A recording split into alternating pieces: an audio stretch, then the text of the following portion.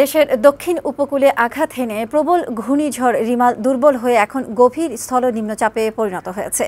এটি এখন যশোর অঞ্চল দিয়ে স্থলভাগ অতিক্রম করছে। মহাবিপদ সংকেত নামিয়ে ৩ নম্বর স্থানীয় সতর্ক সংকেত দেখাতে বলেছে আবহাওয়া অধিদপ্তর। স্থল নিম্নচাপের প্রভাবে উপকূলীয় অঞ্চল সহ সারা দেশে দমকা বাতাস সহ ভারী বৃষ্টি ঝরছে। আগামী ২ দিন এর প্রভাব থাকবে বলেও জানায় আবহাওয়া অধিদপ্তর। বিস্তারিত জানাচ্ছেন ফাহিম মোনায়েম। রোববার রাত 8:45টার দিকে ঘণ্টায় সর্বোচ্চ ১২০ কিলোমিটার গতির বাতাসের শক্তি নিয়ে বাগেরহাটের মোংলা দিয়ে পটুয়াখালীর খেপুপাড়া উপকূলে আঘাত করে ঘূর্ণিঝড় রিমাল। আবহাওয়াবিদরা জানান, এবারও সুন্দরবন ঘূর্ণিঝড়ের সামনে বুক পেতে দাঁড়িয়েছিল। বাতাসের গতিবেগ অনেক কমিয়ে এনেছে সুন্দরবন। ঘূর্ণিঝড় রিমালের তাণ্ডব ঠেকিয়ে দিয়ে খুলনা অঞ্চলকে বড় ক্ষতির হাত থেকে রক্ষা করেছে। মধ্যরাতে ঝড়টি উপকূল অতিক্রমের সময় বাতাসের সর্বোচ্চ গতিবেগ ছিল ৭২ কিলোমিটার।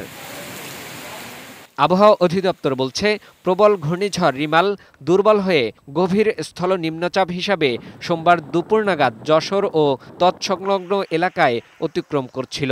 এটি আরও উত্তর পূর্ব দিকে অগ্রসর হয়ে ক্রমশ বৃষ্টিপাত ঝরিয়ে দুর্বল হয়ে মিলিয়ে যাবে। সারা রাতি এটা তাণ্ডব চালাইছে সারা উপকূল সহ আমাদের ঢাকা পর্যন্ত।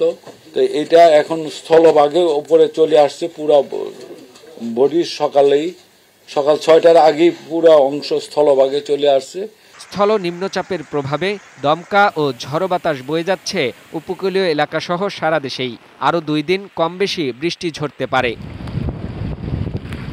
সকল সমুদ্রবন্দরের মহাবিপদ সংকেত নামিয়ে ৩ নম্বর স্থানীয় সতর্ক সংকেত দেখিয়ে যেতে বলেছে আবহাওয়া অধিদপ্তর। সারা দিনই এটা ক্রস করবে, রাতে বা কালকে সকালবেলা এটা বাংলাদেশ থেকে কখনো কখনো বৃষ্টি হবে, কখনো কখনো থেমে যাবে, কখনো আপনার আকাশ মেঘাচ্ছন্ন মেঘলা থাকবে, কখনো হালকা দমকা বাতাস হবে। মাছ ধরার নৌকা ও ট্রলারগুলোকে নিরাপদ আশ্রয়ে থাকতে এবং সাবধানে চলাচল করতে বলা হয়েছে।